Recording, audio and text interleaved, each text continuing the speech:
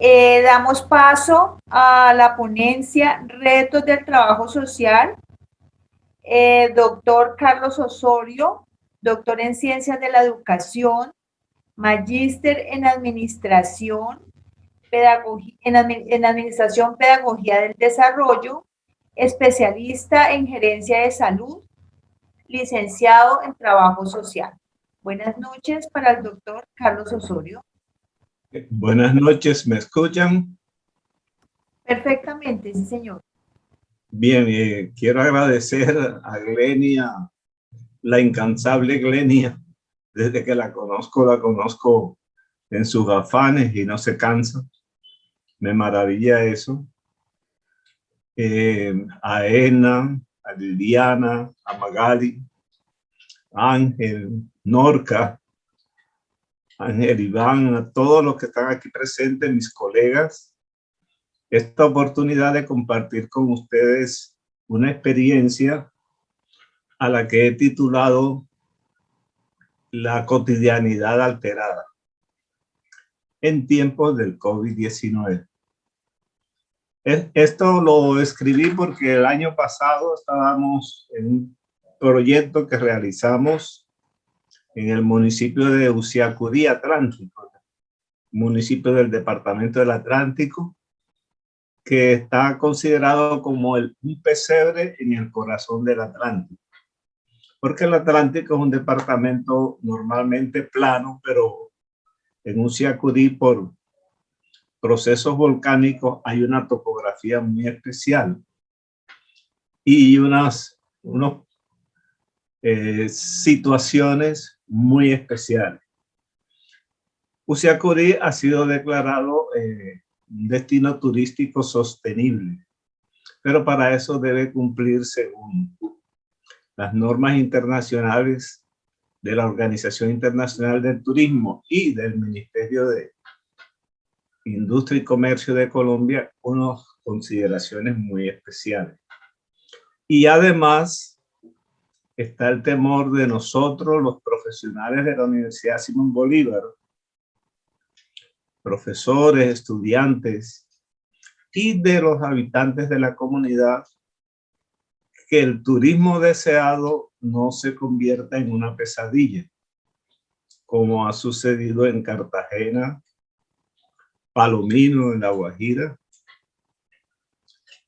Taganga en el Magdalena, donde se ha dado un turismo corrosivo en busca de la prostitución, de la drogadicción, que no es lo deseado para Usiacurí. Aunque los economistas los profesionales de la economía dura solo miran la parte del ingreso construido. Descubrimos en ese trabajo que la cotidianidad era un concepto menospreciado por muchos investigadores, que incluso llegan a decir que la cotidianidad es el espacio-tiempo donde no sucede nada trascendente. Pero descubrimos a otros como Hannah Arendt, Zimmerman, Orlando Falborda, que dicen que la cotidianidad es donde sucede todo, donde vivimos. O sea, es el sitio de encuentro del mundo de la vida, donde se encuentra el mundo de la empresa, el mundo del trabajo, el mundo de la educación, del estudio, etc.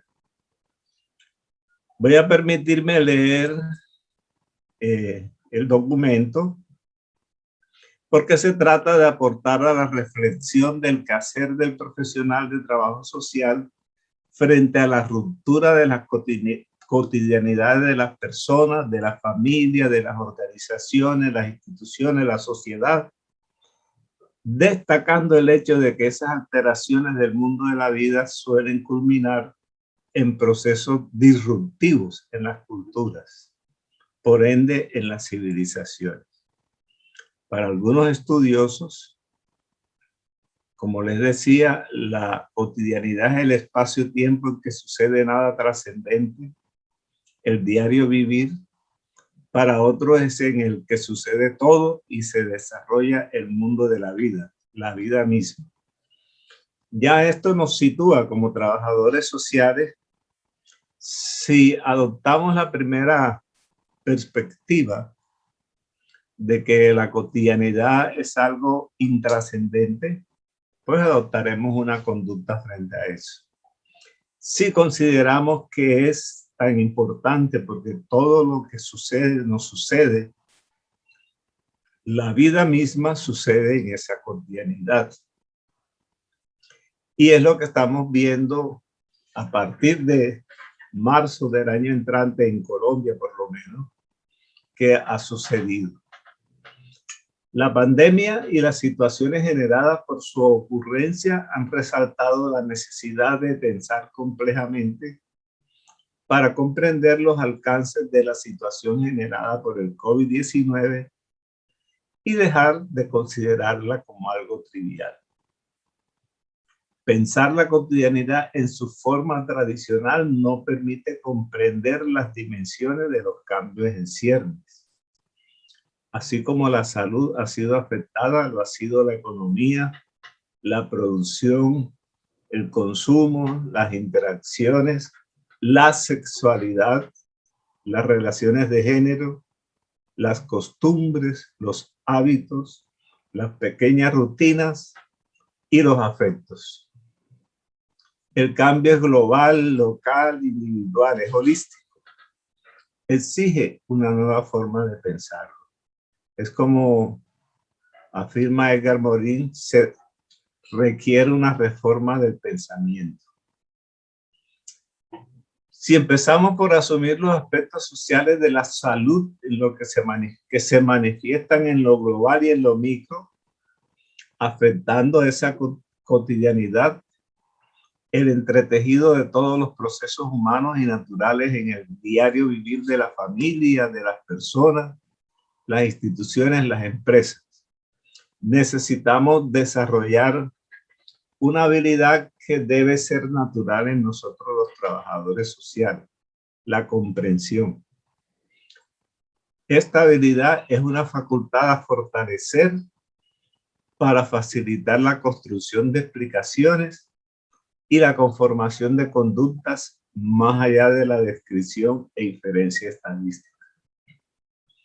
En lo micro, esas alteraciones se manifiestan en la escucha de pequeñas conversaciones, la expresión del miedo, la añoranza de las interacciones afectadas, los afectos requeridos por el temor, la cotidianidad alterada reclamado presencia en el discurso de los académicos en una situación que para nosotros los trabajadores sociales resulta irrenunciable. Hay, por lo tanto, algo claro. La perspectiva global de las cifras, de la estadística, los rebrotes, no debe hacernos perder la singularidad de cada situación particular. Hace 3 días llamé a una estudiante que se me había perdido durante 3 semanas. No asistía a las reuniones Teams. Y me respondió una voz de mujer y yo le decía, Jennifer, por favor. Y ella me dice, señor, ¿quién es usted? Le digo, yo soy un profesor de la Universidad Simón Bolívar. Quiero hablar con Jennifer. Me dice, espérese, es que ella es mi vecina y yo le presto mi celular para que asista a sus clases. Pero nos quedamos sin minutos. Oye, eso no estaba en los presupuestos del Team, del Meet ni del Zoom. Y al escuchar eso, creo o creemos, lo que dialogamos sobre esto, que es necesario otro nivel de comprensión y otra forma de utilizar estas herramientas para superar no las dificultades de las instituciones, sino las de las personas. El COVID-19 ha profundizado nuestras desigualdades. Y una de esas desigualdades tecnológicas.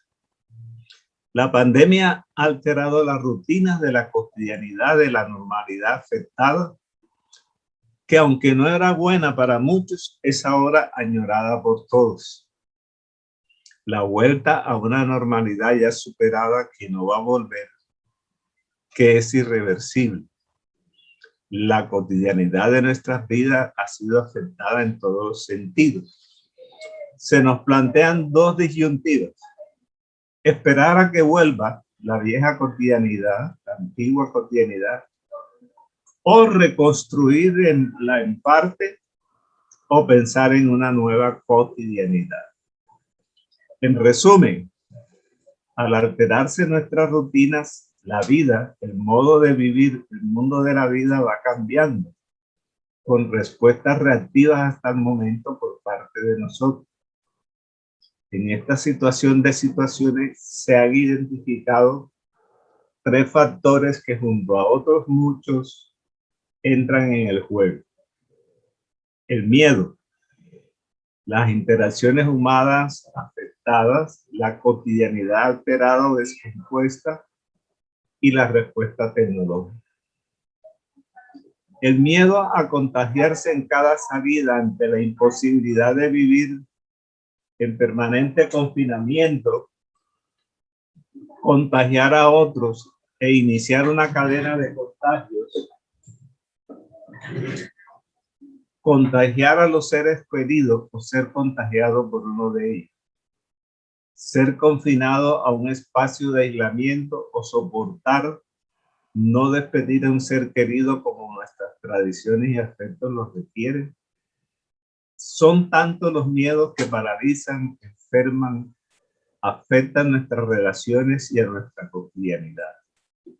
El diario vivir se llena de conflictos tácitos o explícitos, se afecta a la convivencia, se altera la cotidianidad y de forma acumulada se van configurando escenarios en los que volver a un pasado que considerábamos no plenamente satisfactorio o insatisfactorio del todo se vuelve ahora deseable.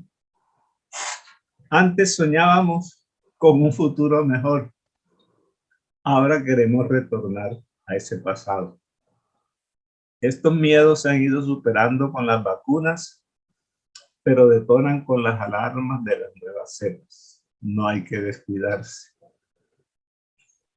El miedo tiene su aspecto positivo. Nos hace ser cuidadosos, evitar la exposición o reducirla.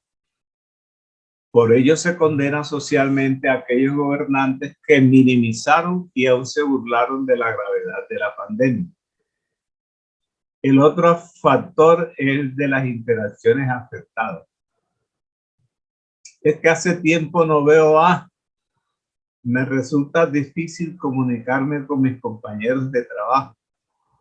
Es que resulta angustiante tantas personas en un espacio tan estrecho todo el día, sobre todo con el calor.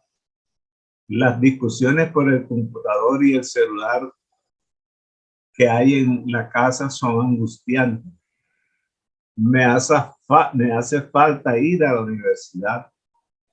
Hace tanto que no me corto el cabello. Son expresiones de aspectos negativos, pero también se escucha. Oye, yo hoy hablo todos los días con mis hijos por el celular. Antes ni nos veíamos. Mi vecina con todo lo vieja y maneja el celular mejor que yo. Podemos controlar mejor las asistencias y la participación en las clases. Parece mentira. Por el celular y los domicilios he aumentado la clientela, dice un tendero. En nuestro caso, en Uciacurí, la emisora comunitaria Cine Estéreo, con audiencia en la región, ha sido el vehículo idóneo que ha unado a la voluntad de su alcaldesa y de los funcionarios municipales y los de las organizaciones de la sociedad civil, sostener la dinámica de las actividades del programa y el logro parcial de objetivos, que nos ha permitido acuñar la frase Uciacurí no se detiene. La cotidianidad, entre otras cosas, con profundas repercusiones en la familia, las personas, las organizaciones ha sido alterada. Esto está afectando a la gente, a las personas, a nuestros estudiantes, a nuestros vecinos, a nuestros hijos, a nuestras esposas, a nosotros, en una forma acumulada y silenciosa. Se requieren procesos de investigación y acción necesarios para desarrollar estrategias y modelos de convivencia, y yo creo que la organización internacional debe ser un buen escenario para eso,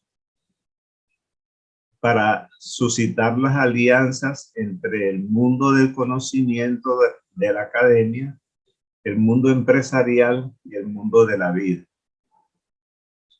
El tercer factor al que aludía es tecnológico. Estamos siendo reactivos, reaccionando con tecnologías no pensadas para las circunstancias que crea el COVID, por el atraso tecnológico de nuestras comunidades desnudado por la pandemia, que sitúa en amplia desventaja a buena parte de la población, mostrando que la inequidad tecnológica profundiza las desigualdades tradicionales.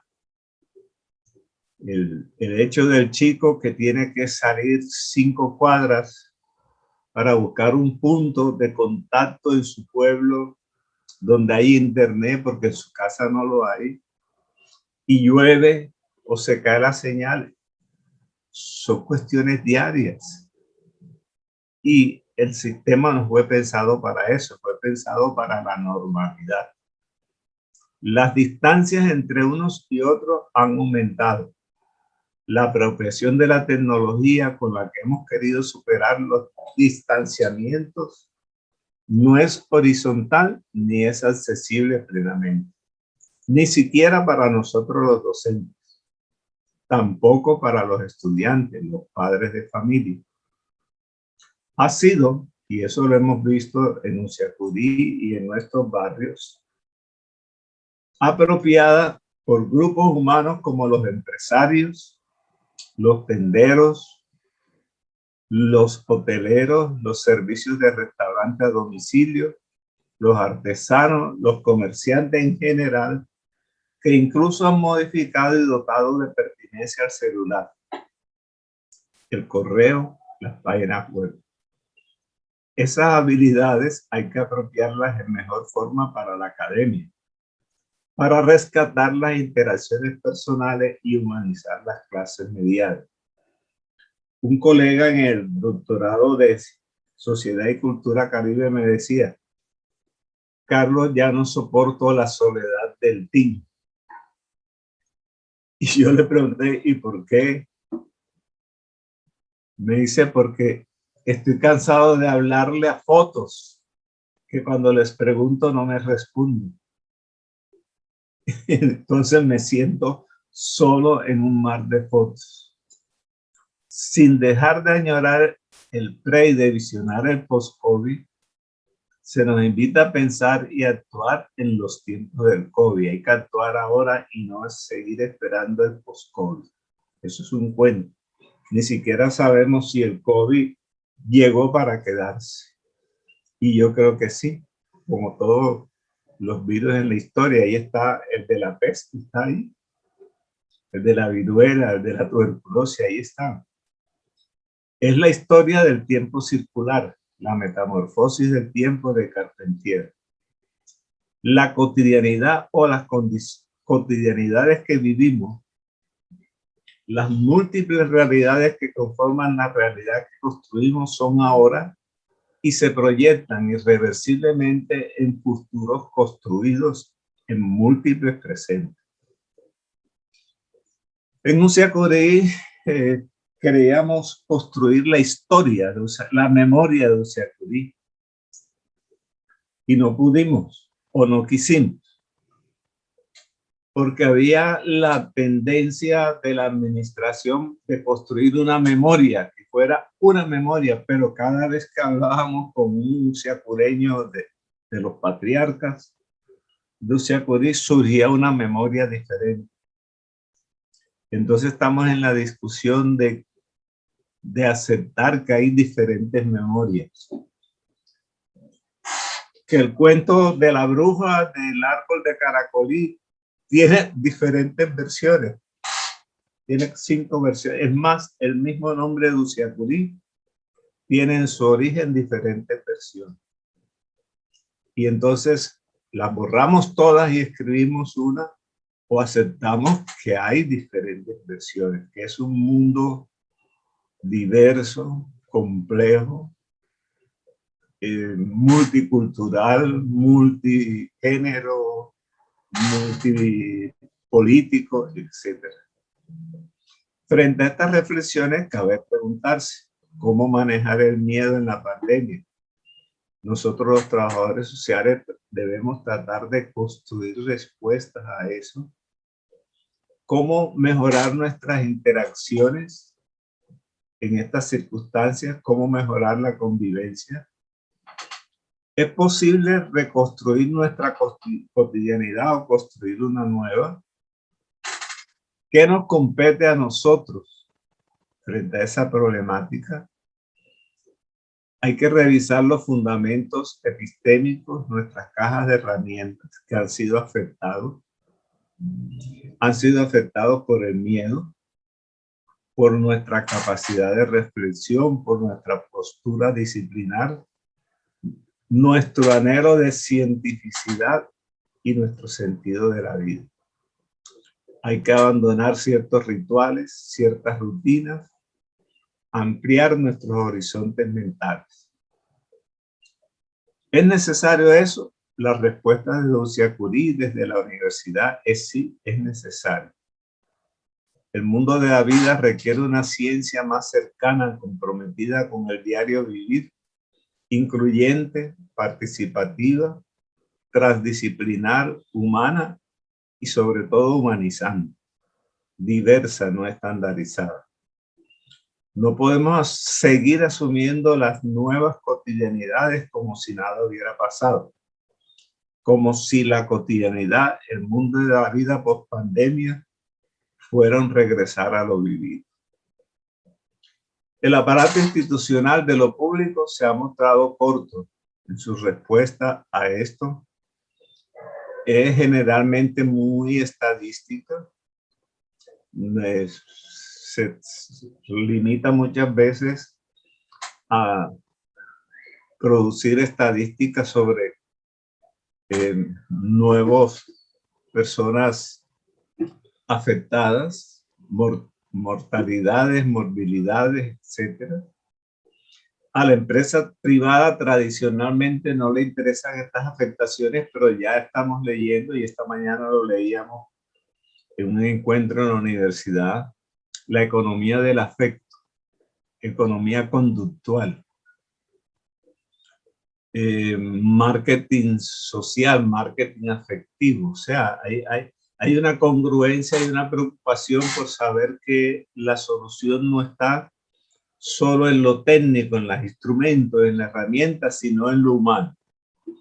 El Banco Mundial estimó que las afectaciones a la familia y a la economía se debieron en gran medida al factor miedo en el año 2014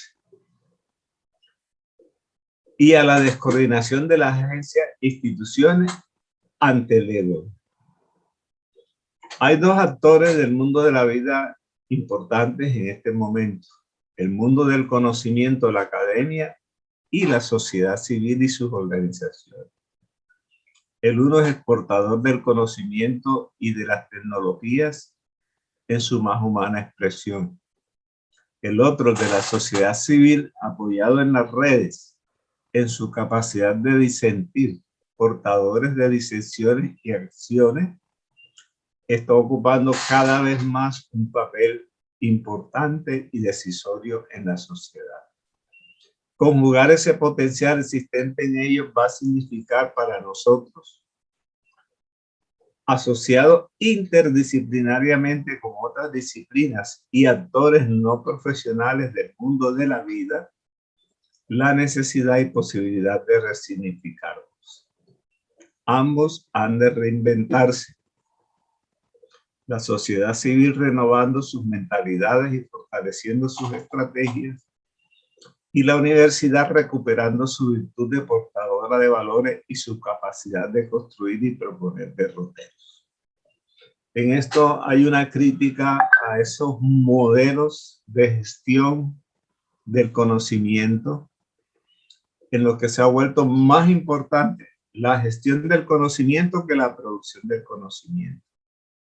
O sea, es más importante los requisitos de un artículo que el proceso de producción del artículo.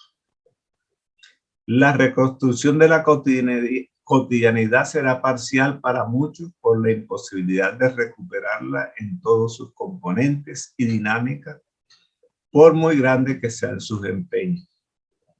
Construir una nueva cotidianidad será la opción para otros, no pocos, lo que combinado generará nuevas dinámicas, nuevas articulaciones e interacciones. Una sociedad diferente se vislumbra en el tiempo. Esperamos que sea mejor que la actual. Lo dirán la historia, los hechos. Finalmente, hay que poner en el centro de toda respuesta el capital relacional del que nos ufanamos los trabajadores sociales y del que poco uso hacemos: la asociatividad, la capacidad de incidir, la capacidad de organizar y liderar, la comunicabilidad, las denominadas habilidades blandas hoy tan requeridas por los empresarios, que deben ser, en términos de Steve Covey, en su libro Los 7 hábitos de la gente altamente efectiva, afiladas, afilar la sierra, el hábito del aprendizaje permanente, de la autogestión, del mejoramiento continuo. Esos son los aspectos que nos señalan estas experiencias, los puntos sobre los cuales debe converger nuestra atención. Muchísimas gracias. Espero no haberme extendido demasiado, pero esos son los aprendizajes que hemos hecho a partir de nuestra experiencia. Bueno.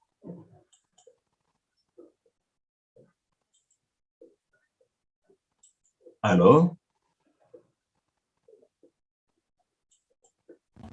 Sí, lo estamos escuchando. Sí, bueno, ya terminé, chicas, chicos. Estoy... Muchísimas gracias. Interesante ponencia. No sé si la doctora Glenia quiere hacer algún comentario.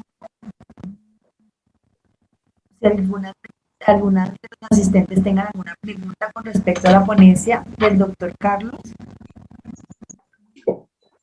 Bueno, de verdad que es muy interesante entender la dinámica de esas grandes complejidades que tiene el ser humano, que el trabajador social hace parte desde la investigación para entender, comprender el porqué de los sucesos y de esa interacción con el mundo y con la sociedad.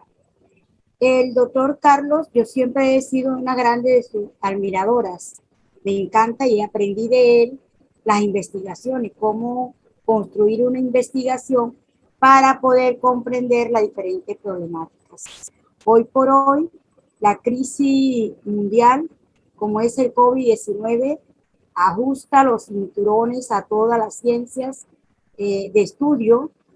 A los trabajadores sociales no lo ajusta, sino que los invita a construir caminos más saludables y caminos más ciertos para poder sostener nuestra vida. Como sabemos que dentro del COVID-19 nos mandaron para la primera universidad de la vida, como dice Edgar Morin, una educación pertinente, una educación que ayude a quitarnos la ceguera. Si entendemos toda esta dinámica expuesta por el doctor Carlos Osorio, podemos entender también la participación de los trabajadores sociales frente a esta problemática. Profesor Carlos, mil gracias. Nos gustaría tener esa investigación y hacer parte también de su grupo de investigación, puesto de que ya tenemos en mente y en documento una red internacional con la OIT, con la Organización Internacional de Trabajo Social, que admiramos ese trabajo que se viene desarrollando y que por ahí es el camino. Ese es el camino de la transformación. Cuando nosotros mismos cambiamos, cambiamos el mundo. Interesante. Nosotros también tenemos el grupo Contacto con la Comunidad. De paso, le doy la palabra también a Gilberto Cortés, que también anda en ese andar en investigaciones. Pero antes quiero regañar a Gilberto, porque él ha sido mi estudiante y se me ha perdido. Okay. Bueno, discúlpeme, tengo una pregunta en la sala. Alejandra Gutiérrez, ¿puede realizar la pregunta o tiene la mano levantada?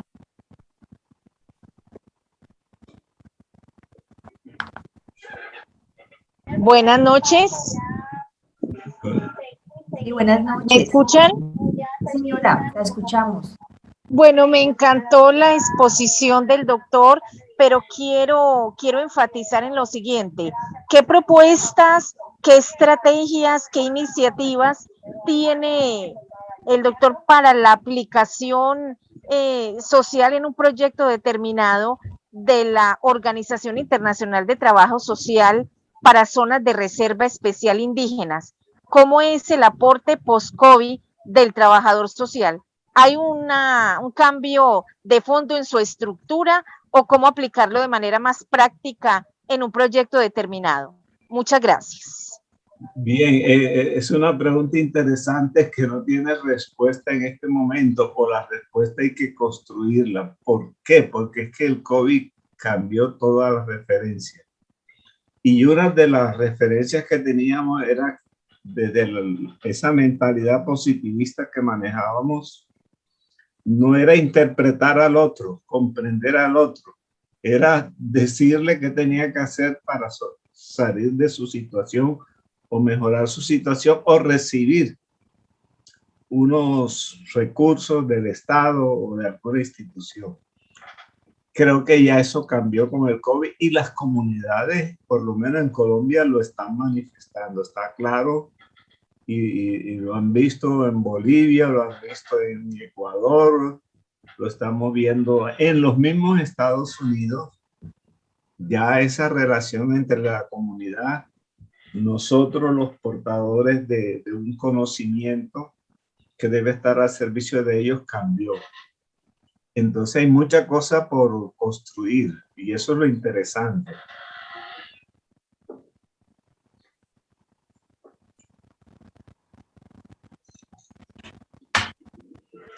¿Listo? Gracias, profesor. Gracias por Ahorita esa sí respuesta.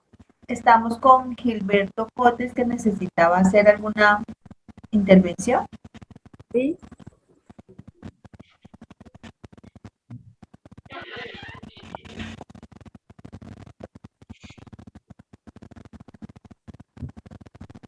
¿No? Bien, continuamos. Muchas gracias al doctor Carlos Osorio. Excelente ponencia.